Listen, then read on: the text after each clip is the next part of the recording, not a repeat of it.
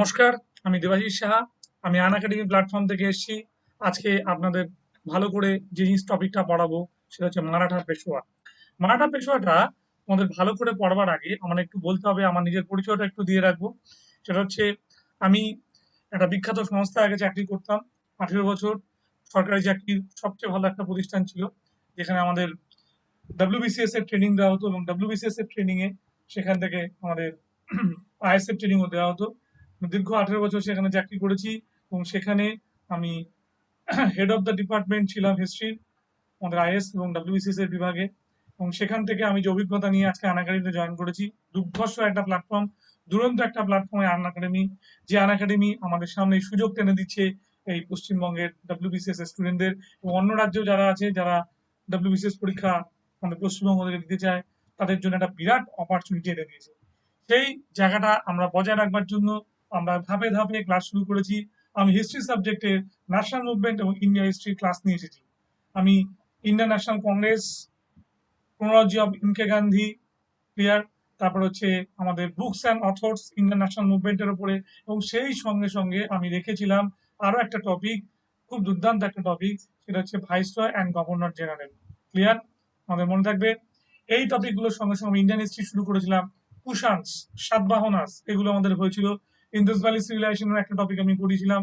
এবং এই সঙ্গে সঙ্গে আমি যে টপিকটা পড়িয়ে রাখছি সেই টপিকটা খুবই ইন্টারেস্টিং একটা টপিক।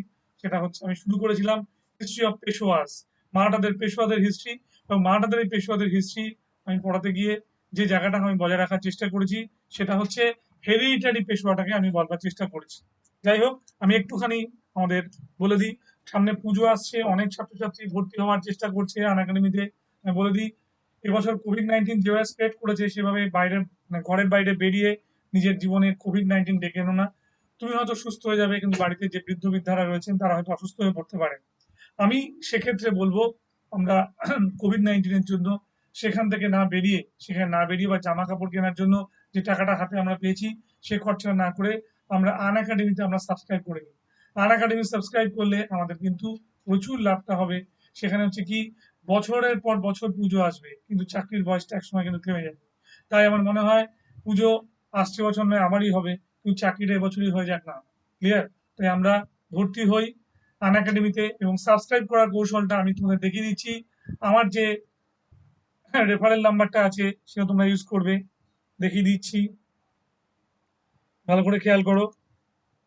দেখো এখানটায় আমার যে রেফারেল কোডটা আছে ডিএসএস, এইটা হচ্ছে দেবাশিস সাহা আমার নাম, তার হচ্ছে ডিএসএস, এইটাই তোমরা অ্যাপ্লাই করো এবং এখান থেকে তোমরা 10% ডিসকাউন্ট নাও।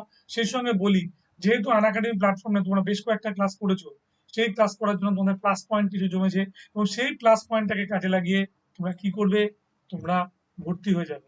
ক্লিয়ার? এবং সেখান থেকে তোমরা আরো হয়তো পার্সেন্টেজ বেশি পেতে পারো, ডিসকাউন্ট আরো বেশি পেতে পারো এবং সেখানে 13 to 15% তোমরা ডিসকাউন্ট পেয়ে যেতে পারো। ক্লিয়ার? পুজো আসছে, আনাগাড়ি প্রচুর সুযোগ সুবিধা এবং ছাড় দিচ্ছে, সেটাকে তোমরা কাজে লাগাও। ক্লিয়ার? নেক্সট তোমাদের আমি আরো একটা দেখাই, আমার নিজের পরিচয়টা একটু তোমাদের দেখিয়ে দিই।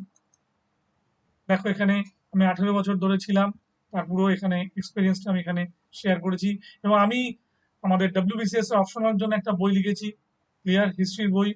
বেঙ্গলি ভার্সনের খুব ডিমান্ড ছিল, নিউ সিলেবাসের বই নিয়ে আমি খুব শীঘ্রই একটা ইংলিশ ভার্সন নিয়ে আসছি। এই বইটা আমাদের এখানে হয়েছে, এই বইটা আমরা ছাড়ছি। ক্লিয়ার? এটা তোমরা খুব ভালো করে দেখবে। ক্লিয়ার? মনে থাকবে।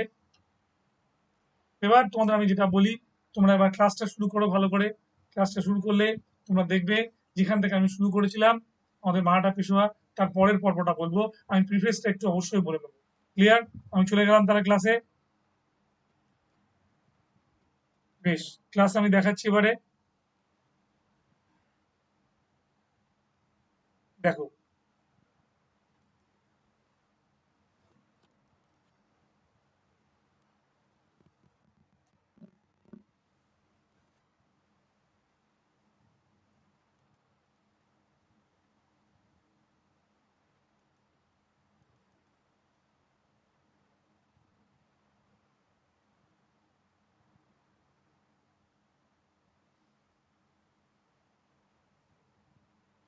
ভালো করে একবার দেখবার চেষ্টা করো।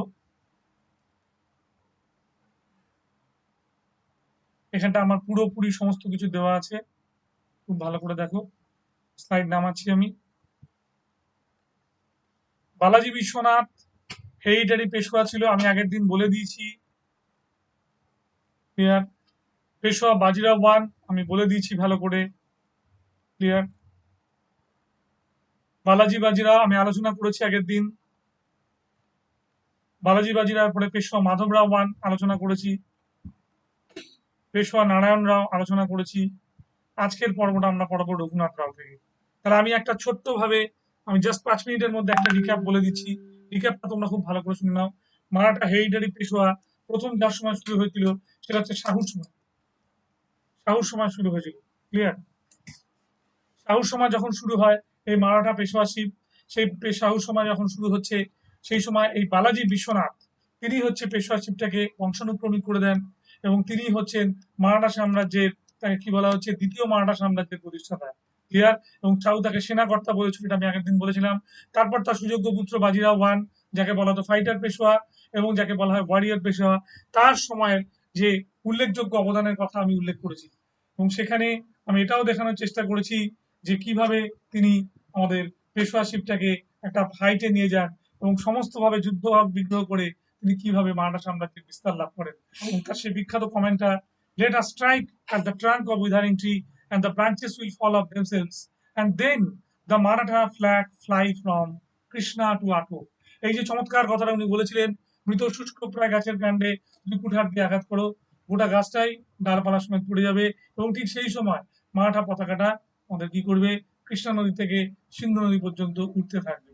এখানে মানে বোঝাতে চেয়েছিলেন যে মৃত শুষ্ক প্রায় গাছের কাণ্ড কোনটা, মুঘল সাম্রাজ্য। সেই সাম্রাজ্যকে আঘাত করতে পারে কেবলমাত্র এই মারাঠারা। এবং সেই আঘাতটা করলে আমরা কি পেতে পারি, আমরা দেখতে পারি যে মারাঠা সাম্রাজ্য আমাদের কৃষ্ণা নদী থেকে একদম সিন্ধু নদী পর্যন্ত, আমাদের সিন্ধু পর্যন্ত আমাদের বিস্তার লাভ করতে পারবে।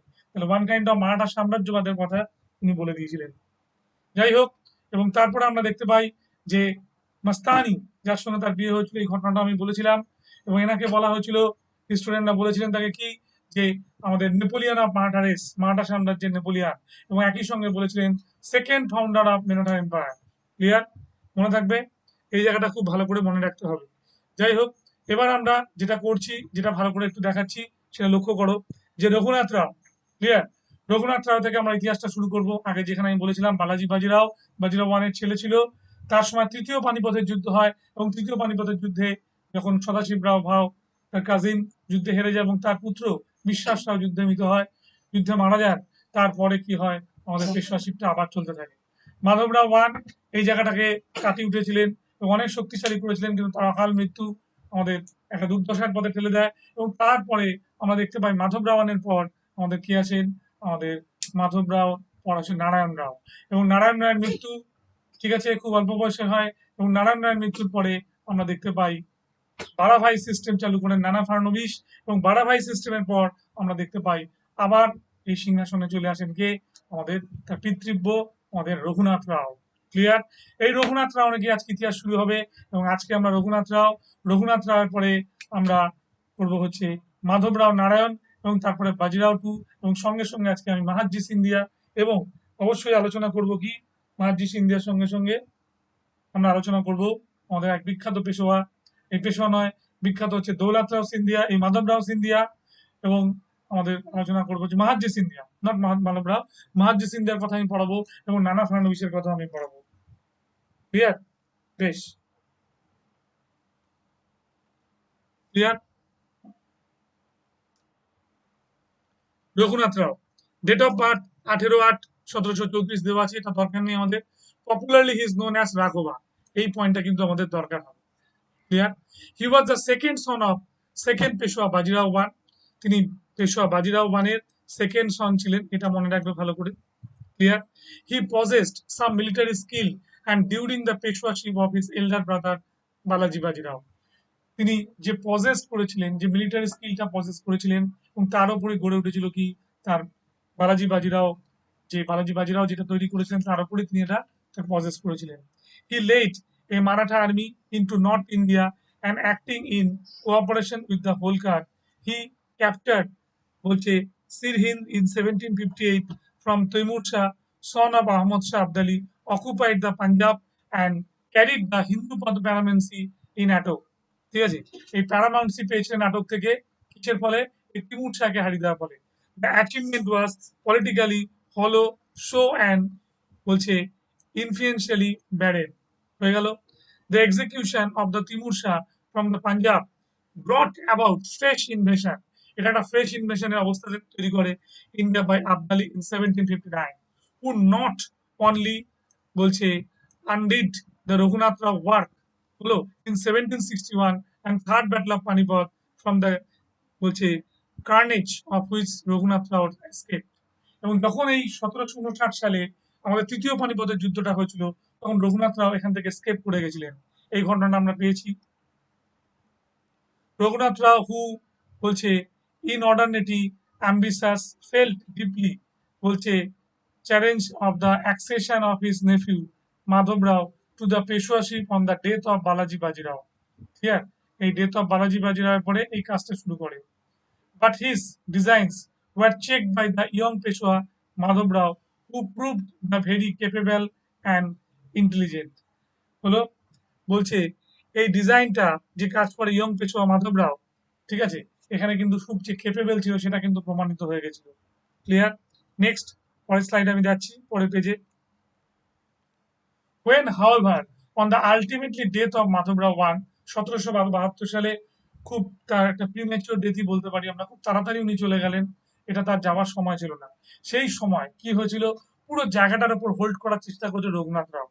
এবং রঘুনাথ রাও এখানে সময় বিশেষে কখনো ইংরেজদের সঙ্গে গেছেন, কখনো আমাদের কি হচ্ছে সিন্ধিয়ার সঙ্গে ঘেঁষবার চেষ্টা করেছেন, কখনো আমাদের ভোঁসলেদের সঙ্গে ঘেঁষবার চেষ্টা করেছেন, এবং চিরকালই বিরোধিতা করার চেষ্টা করেছেন কার সঙ্গে?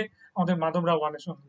কিন্তু মাধব রাও ওয়ান তাকে চিরকালে ডিফিট করে গেছে এবং শেষ পর্যন্ত উনি বাধ্য হন তার পেশোয়াশিপকে মেনে নিতে। কিন্তু দেখা যায় শেষমেশ যখন এই নারায়ণ রায়ের পরে আমাদের কি হলো, উনি যখন সিংহাসনটা ভোগ করেন, তখন উনি কি করেন, 1773 থেকে 74 এক বছর নিজেকে পেশোয়া হিসেবে ঘোষণা করেন।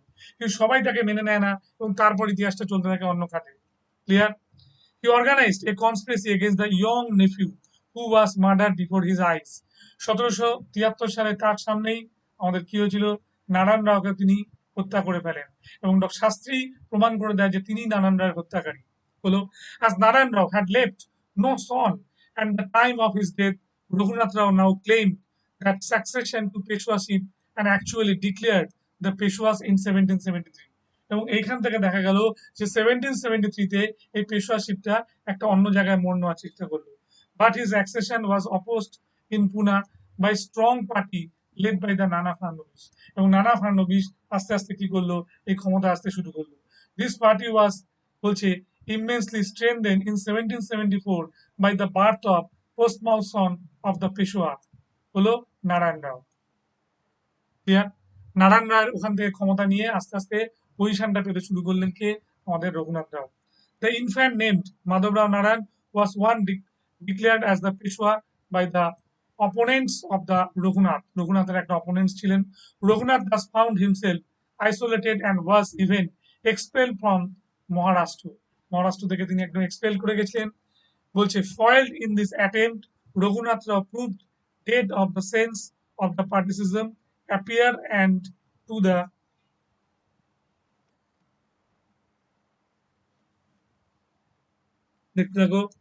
to the English in Bombay for help and eventually concluded with them in 1775 in the Treaty of Surat। By this treaty, the English agreed to help Raghunath Rao with force 25,000 men, the cost of which was not borne by Raghunath, and return Raghunath Rao undertook to cede the English settled and basin, which a part of the revenue of Bod and Surat district. So refrained from forming an alliance with the enemies of the company and to include the English in any that he might concluded with the Pune government। পুনা গভর্নমেন্টের সঙ্গে একটা কাজ উনি কি করলেন, এখানে এগিয়ে নিয়ে গেলেন। Clear? On the basis of this treaty, the English Bombay took up the causes of Raghunath। ঠিক আছে, রঘুনাথকে ইংলিশরা কিছুটা সুবিধা দিল, and then began the first Maratha war which lasted from 1775 to 1783। এবং রঘুনাথ রাওকে পেশোয়াশিপটা মেনে নিতে হলো। এবং 1775 থেকে 1783 তিনি কি হলেন, মারাঠা বা ইংরেজদের একটা বংশোদ্ভূত হয়ে থাকলেন। It was concluded by the treaty of Salbai. 1782 সালে মহাজি সিন্ধিয়া কি করলেন, যখন সলভাই সন্ধি স্বাক্ষর করলেন, তখন কিন্তু রঘুনাথ রায়ের কিছু করার থাকলো না এবং একটা 20 বছরের যুদ্ধবিরতি থাকে। ক্লিয়ার? এবং আমরা কি দেখতে পাই, এরপর 1802 সালে যখন ওনার ছেলে, মানে রঘুনাথ রায়ের ছেলে পেশোয়া বাজিরাও সেকেন্ড, লাস্ট পেশোয়া, যখন সাইন করেন আমাদের কি বেসিনের সন্ধি, তখনই আমাদের কি হয়ে যায়, আবার ইংরেজদের অধীনে চলে যায় মারাঠারা। এবং অ্যাকচুয়ালি বলতে পারো ইংরেজদের সম্পূর্ণ অধিকারে যাওয়া, কারণ সাবসিডিয়ারি অ্যালায়েন্স 1802 সালে বেসিনের সন্ধি স্বাক্ষর করা মানে ওয়ান কাইন্ড অফ কি হলো, একটা আমাদের ওই সাবসিডিয়ারি অ্যালায়েন্সে সই করা হলো, যেটাকে আমরা বাংলা বলে অধীনতামূলক মিত্রসন্ধিতে সাইন করা হলো। এবং তার ফলে পেশোয়ার ক্ষমতা একেবারেই খর্ব হয়ে গেল এবং পেশোয়া তারপরে উঠে দাঁড়াবার চেষ্টা করলেন এবং 1803 থেকে 5 এই 2 বছরের যুদ্ধ এবং শেষে 1817 থেকে 1818, যেটা third phase of Anglo Maratha war, এবং সেই ফেজে উনি যখন অস্টির যুদ্ধে পরাস্ত হলেন, সম্পূর্ণভাবে পেশোয়াশিপটা নষ্ট হয়ে গেল এবং পেশোয়া বাজিরাও টুকে পাঠিয়ে দেওয়া হলো কোথায়, বিঠুরে, কানপুরের বিঠুর, এবং সেখানে তিনি 8 লক্ষ টাকা বার্ষিক পেনশনে থাকতে শুরু করলেন। ঠিক আছে, বছরে 8 লক্ষ টাকা ভাতা নিয়ে উনি থাকতে শুরু করলেন। ক্লিয়ার? মনে থাকবে। এবং ওনারই অ্যাডপ্টেড সন পেয়েছিলেন আমাদের এই নানা সাহেব, যার আসল নাম ছিল গোবিন্দ ধুন্দু পন্থ। তার নাম কি ছিল, আরেকটা নাম, তার নিকনেম ছিল নানা সাহেব। ক্লিয়ার? এবং দেখো, এখান থেকে আমি দেখাচ্ছি কিভাবে ইংরেজদের ব্যবহার করলো, বা ইংরেজরাও রঘুনাথ রাওকে কিভাবে ব্যবহার করলো। 1774-এর পরে রঘুনাথ রাও বাধ্য হলো পুরোপুরি পেশোয়ার কথা শুনতে, এবং ইংরেজদের চোখেও কিন্তু আস্তে আস্তে হেয় হতে শুরু করলেন রঘুনাথ রাও, এবং তার পার্সোনালিটিটা খুব পরিষ্কার হয়ে গেল।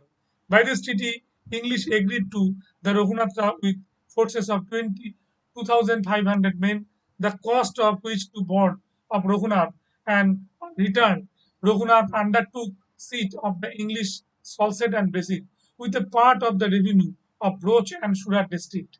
ব্রোচ এবং সুরাট ডিস্ট্রিক্টের অধিকার পেল, to refrain from forming any alliance with the enemies of the company and to included the English in any that he might concluded with the Poona government. Clear? On this basis of this treaty, the English in Bombay took up the cause of Raghunath, and thus began the first Maratha war, which lasted from 1775 to 1783, when it was concluded by the Treaty of Salvai, যেটা একটা সলভাই সন্ধির দিকে নিয়ে গেল।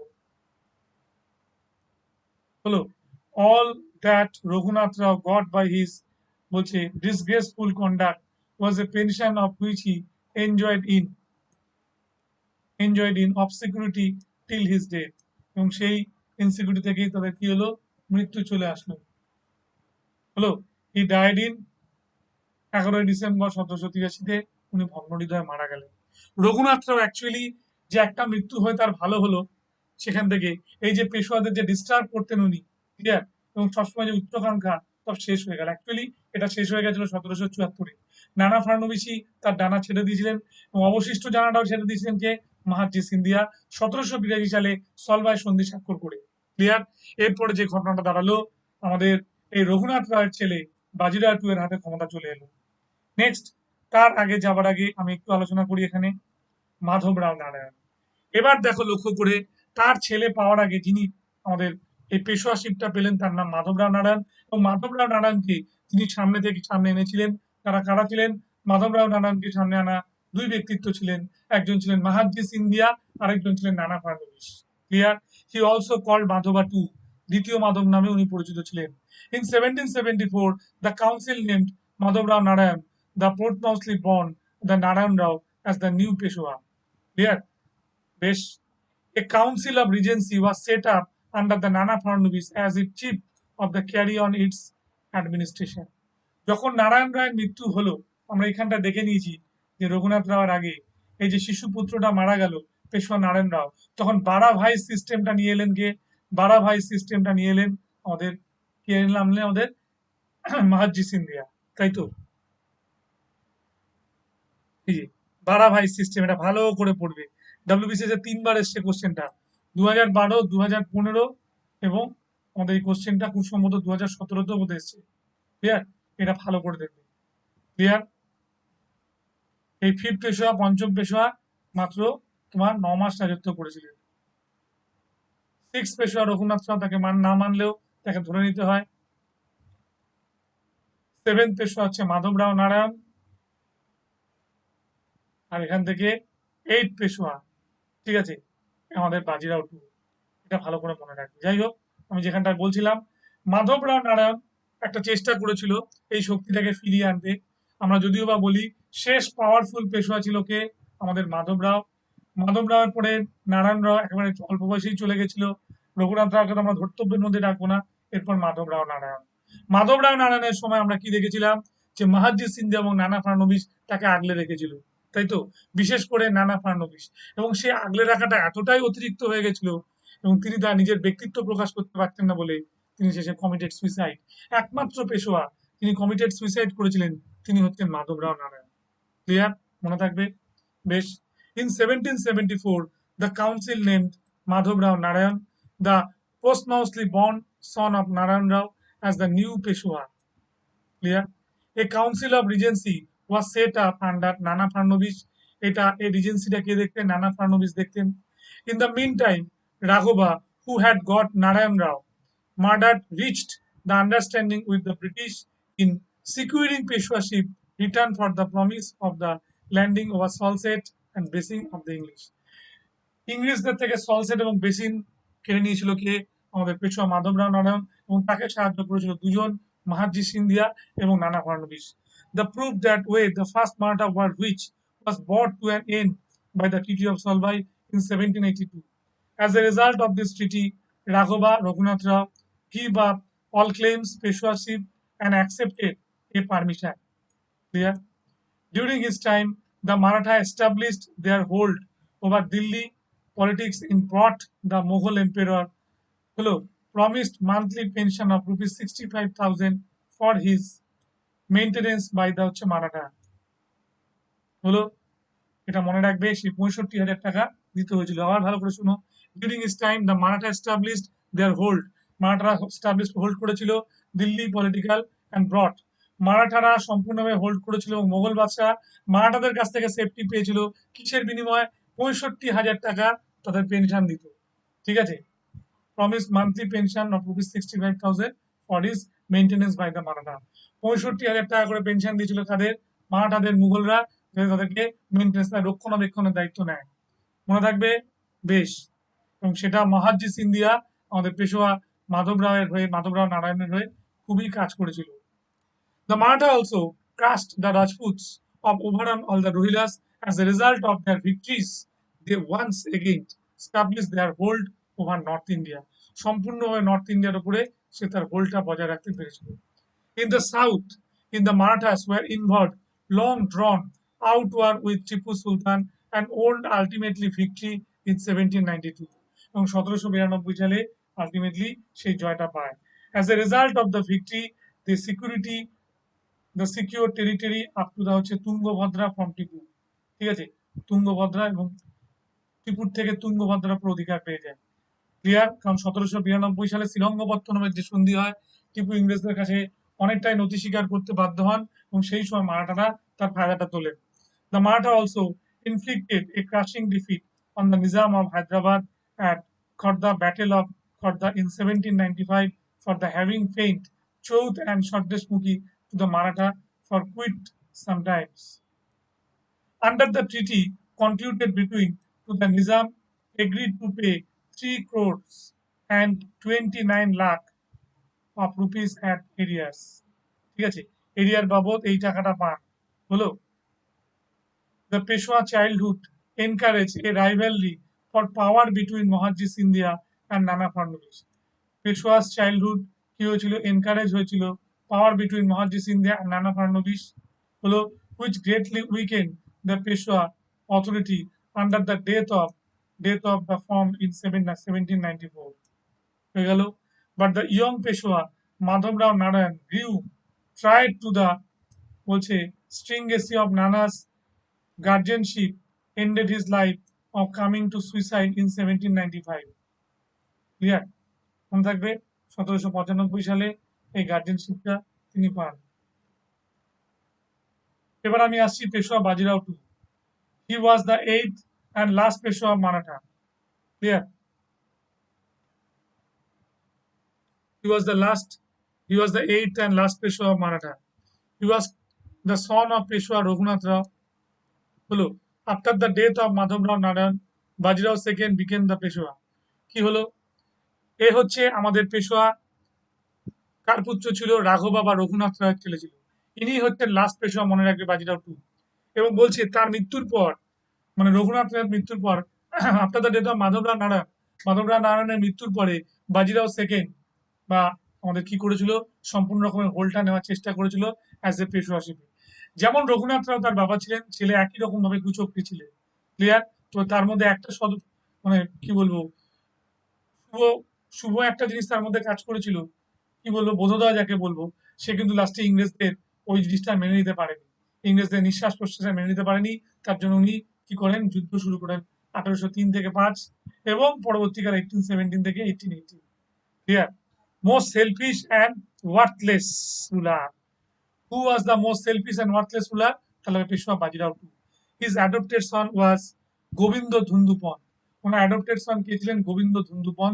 Or নানা সাহেব গোবিন্দ ধুন্দুপন্ত বা নানা সাহেব ছিল তার adopted son he was ambitious and jealous of the power of Nana হচ্ছে Farnavis who was Peshwa's chief minister at the time of his accession clear chief minister ছিলেন যখন পেশোয়ারা অ্যাক্সেশন করছেন Nana Farnavis died in 1800 AD and the Peshwa Bajirao too now became which anxious to be his own master but he was devoid of military qualities was personally a crowd who believed that he could get his object by more intrigues which actually brought him and the Marathas to great grief. Clear?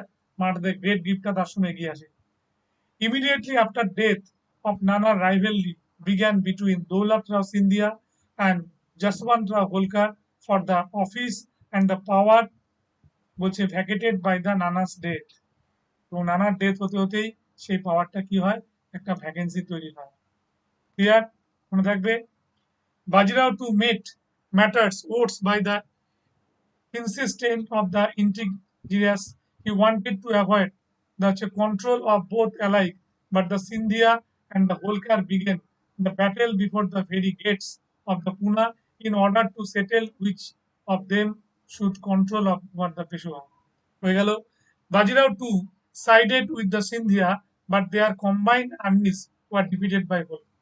কি হলো সিন্ধিয়ার হোলকাররা তারা কি করছিল নিজেদের মধ্যে প্রতিদ্বন্দ্বী দেওয়ার জন্য সিন্ধিয়ার সঙ্গে হোলকারের যুদ্ধ হচ্ছিল এবং সেখানে অ্যালুট ছিলেন কে পেশোয়া এরপর পেশোয়া কি করলেন যে সিন্ধিয়ারা সবসময় পেশোয়ার প্রতি একটা বফাদার হয় সেই সিন্ধিয়াকে নিজের দিকে টানলেন এবং দুজনের মিলিত বাহিনী হোলকারের সঙ্গে যুদ্ধ করলেন কিন্তু কি হলো হোলকারের সঙ্গে যুদ্ধে এই মিলিত বাহিনী মানে বাজিরাও টু এবং সিন্ধিয়ার বাহিনীটা পরাস্ত হলো clear in sheer fight of the Peshwa Bajirao to immediate fled by the English and Basin, and there, on board of British ship, he signed the Treaty of Basin 1802 সালে Treaty of Basin সন্ধি স্বাক্ষর করলেন by which he entered into a subsidiary alliance with the East India Company যেটা one kind of কি ছিল একটা subsidiary alliance ছিল British ship, he signed the Treaty of Basin 1802 by which he entered into subsidiary alliance with the East India Company. By this treaty, the company's government agreed to establish Peshwa Bajirao II and his capital in Pune and maintain an adequate force in the Peshwa's territory in order to protect him against the enemies of including his own subject. Peshwa Bajirao two যখন টিটি of বেসিনটা sign করলেন সেই TT of বেসিনটা sign করে কি হলো ব্রিটিশরা বললো তোমাদের সম্পূর্ণভাবে পেশোয়া তোমাকে আমি সম্পূর্ণভাবে তোমার রক্ষণাবেক্ষণের দায়িত্ব আমি নেব ক্লিয়ার এটা ওয়ান কাইন্ড অফ একটা কি বললাম সাবসিডিয়ারি অ্যালায়েন্স কিন্তু বাট এটা বাজিরাও টু চালাতে পারলো না হলো Maratha territories yielding revenue enough to maintain the British আর্মিকে বজায় রাখবার জন্য বিরাট পরিমাণ রেভিনিউ খরচা হতে শুরু করলো হলো to refine the appointing his servicing of the European hostile to the English and lastly to subject relations with the other states of the control of the company's government. Clear? এটা ভালো করে মনে রাখবে।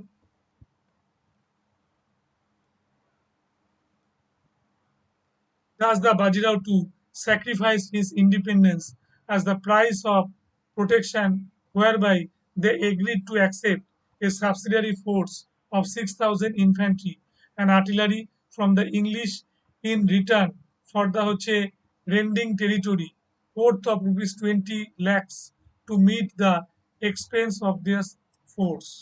There, the Treaty of Basin was naturally resentenced by the other March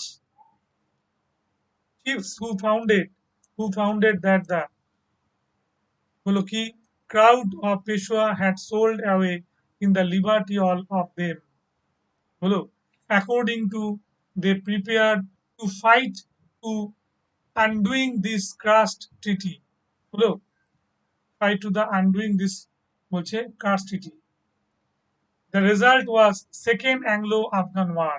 কি হলো এখানে যখন কি হলো পেশোয়া যখন এটা মেনে নিতে বাধ্য মানে পারলো না এবং তার লিবার্টি চাইলো, ঠিক আছে, crowd Peshwa had sold away the liberty all them, সম্পূর্ণ সব কিছুর বিনিময়ে তিনি যখন লিবার্টি চাইলেন তখন কি হলো according to they prepared the fight of undoing the কাস্টারি, তিনি তখন নিজের কাস্টারি বজায় রাখার জন্য নিজের সমস্ত কিছু বজায় রাখার জন্য ইংরেজদের সঙ্গে যুদ্ধে লিপ্ত হলেন এবং সময়টা হচ্ছে 1803 থেকে 1805, এই সময় উনি যুদ্ধে লিপ্ত হয়েছিলেন। Clear? Ended in British Triumph and in upholding the British suzerainty over the Marathas. Clear? বোঝা গেল? পরের স্লাইড শো করছি আমি। The Peshwa Bajirao too soon showed that he was not only a crowd but a traitor too. এবং সেই সঙ্গে সঙ্গে পেশোয়া বাজিরাওয়ের আরেকটা চরিত্র বেরিয়ে পড়লো, যে ইংরেজদের সঙ্গে একটা সন্ধি করেছিল সেই ইংরেজদের সঙ্গে যুদ্ধ করে তার বিশ্বাসঘাতকতার পরিচয় দিল। He could not long remain faithful to the British alliance.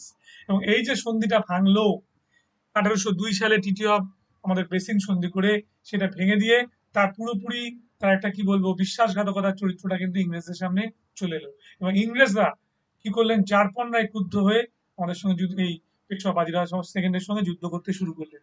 He রিসেন্টেড the resistance that imposed আপন হিম। He soon began exploit the discontent of the other Maratha chiefs and organized a second combined Maratha design against the English. In November 1870, Bajirao II, the head of army, sacked and burned the British residency Puna and attacked the British army station at কিরকি যুদ্ধ করে, but he was defeated এবং সেখানে কি হলো এবং তিনি এই যুদ্ধে পরাস্ত হলেন। He fought two more battles as Kovargaon বা Koregaon in January 1818 and a month later অস্টি, এবং কিছুদিন বাদে একটা অস্টির যুদ্ধ করলেন, এটাই ছিল শেষ যুদ্ধ। কিরকির যুদ্ধে হেরে গেলেন, কোপেগাঁওয়ে যুদ্ধ করলেন বা কোরেগাঁওয়ে যুদ্ধ করলেন, সেটাতে হারলেন এবং শেষ পর্যন্ত অস্টির যুদ্ধতে উনি সম্পূর্ণ রকম ভাবে পরাস্ত হলেন এবং কি করা হলো ব্রিটিশরা তাকে 1818 3rd জুন সম্পূর্ণ রকম ভাবে তাকে পাঠিয়ে দেওয়া হলে কোথায়, তাকে পাঠিয়ে দেওয়া হলো আমাদের একটা জায়গা কানপুরের কাছে, তার নাম বিঠুরে পাঠিয়ে দেওয়া হলো 8 লক্ষ টাকা পেনশন দিয়ে। ক্লিয়ার?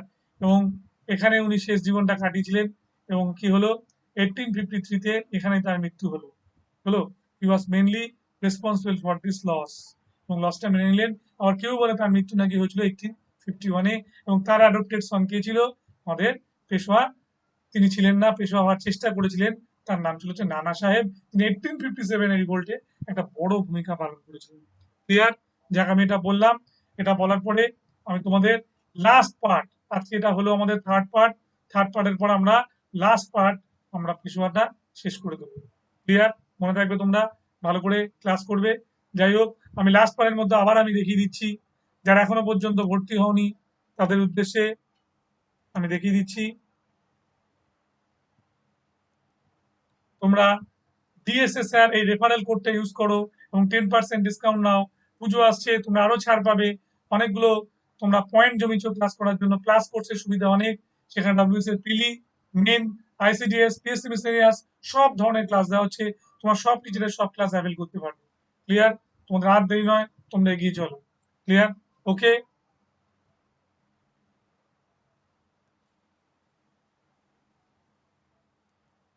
যাক আমি ফিরে আসছি।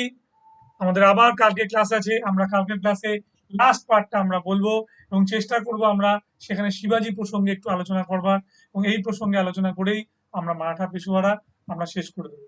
ক্লিয়ার? শিবাজির প্রসঙ্গটা কালকে আলোচনা হবে ভীষণভাবে, যেখান থেকে সূচনাটা হয়েছিল। দুর্দান্ত একটা ফেজ আলোচনা হবে কালকের ক্লাসটা, লাস্ট ফেজ অফ মারাঠা, তোমরা মিস করো না। সেখানে মাহাজি সিন্ধিয়া আসবে এবং মাহাজি সিন্ধিয়ার সঙ্গে নানা ফাড়নবিসের জীবন কথা আমি আলোচনা করবো। ক্লিয়ার? সবাই ভালো থেকো। ওকে, আসলাম, আসছি, আল্লাহ।